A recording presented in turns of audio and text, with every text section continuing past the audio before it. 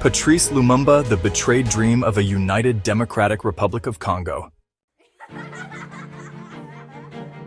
Patrice Emery Lumumba, born in 1925 in Honolulu, was not born into power or privilege. He was a postal clerk, a self-educated man who believed deeply in justice, unity, and the liberation of his people. His intelligence and charisma stood out in Colonial Congo, where Belgian rule had stripped Congolese citizens of education and basic rights. In 1958, Lumumba formed the Mouvement National Congolais, MNC, one of the first truly national parties in Congo. His vision went beyond tribal or ethnic affiliations. He believed that Congo, if united, could become one of the richest and most powerful African nations. In 1960, as the independence movement swept across Africa, Lumumba's party won a major share of the votes. At just 34 years old, he became the first democratically elected Prime Minister of the Republic of Congo. His vision for Congo and Africa. Lumumba envisioned a sovereign, united Congo, where natural resources like copper, gold, diamonds, cobalt, and uranium would no longer enrich foreigners but build schools, hospitals, and factories. He saw Congo not as a tool of Cold War powers, but as a leading light in Pan-Africanism. He believed that if Congo stood tall, it could inspire the rest of Africa to shake off neocolonial control. The day will come when history will speak. Africa will write its own history, and in both North and South it will be a history of glory and dignity. Lumumba did not merely speak of freedom. He called for economic independence, ending exploitative contracts, nationalizing resources, and building infrastructure owned by Congolese, not foreign companies. At first, many Congolese embraced Lumumba as a liberator. But Congo was a country split by tribal divisions and colonial manipulation.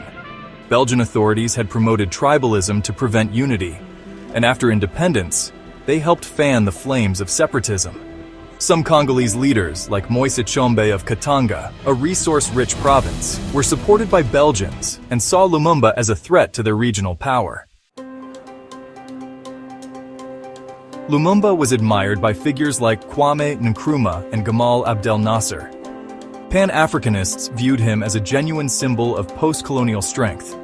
But others, especially those reliant on Western aid, feared his rhetoric might provoke their own internal unrest.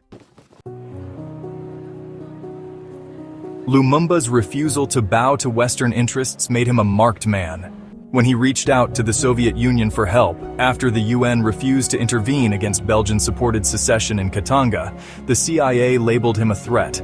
Documents later declassified show that US President Eisenhower allegedly authorized his assassination, and Belgium provided direct support.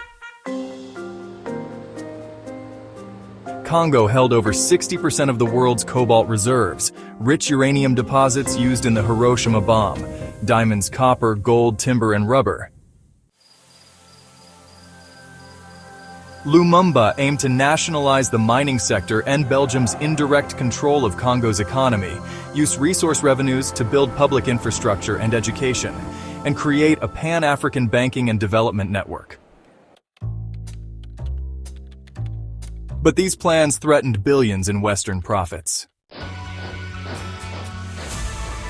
In just a few months, Lumumba moved to replace Belgian officers in the army with Congolese.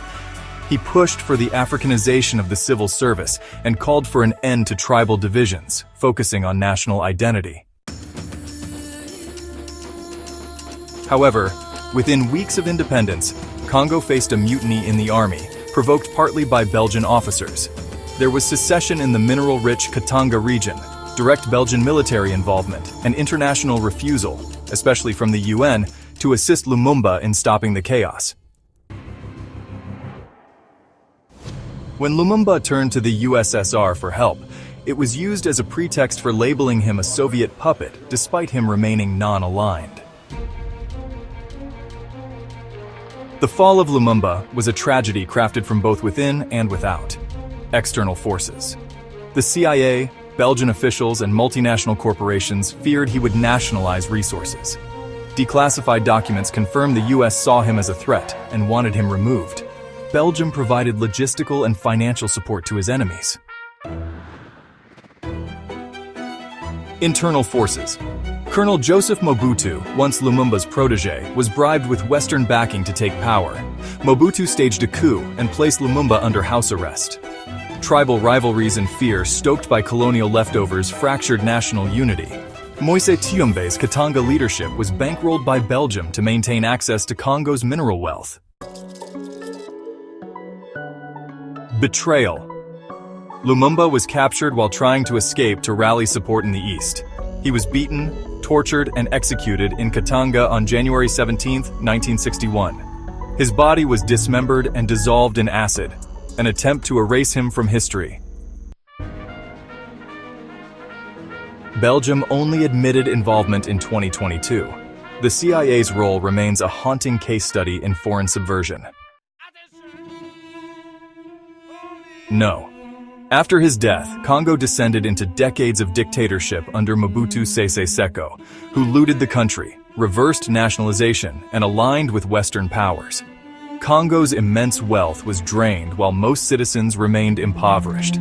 Lumumba's dream of a united, independent, and prosperous Congo was buried, but not forgotten. Let's talk about the lessons for today's Africa. Patrice Lumumba's life and tragic end offer critical insights. His vision for a united and self-reliant Africa remains relevant. African nations can draw from his legacy to build stronger, more inclusive societies. By embracing unity and rejecting external manipulation, they can pave the way for true independence and prosperity. Examples like Ghana's economic reforms and Botswana's stable governance showed that Lumumba's ideals can indeed be realized. Unity is not optional, it's essential. Lumumba's failure to unify diverse tribes was exploited by external forces.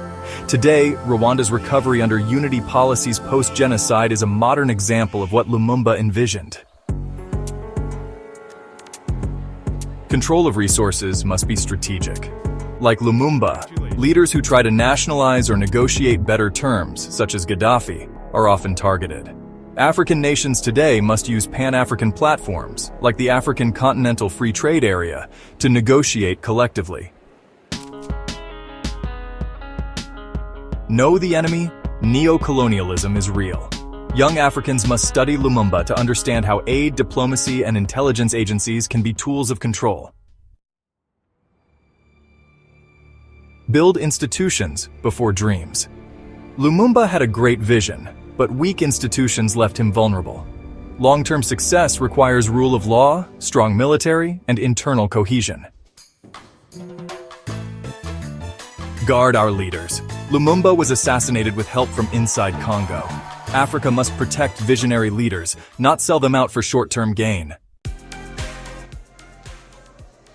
Final thoughts. Young Africans, Lumumba's death is not just history. It is a warning and a call to action.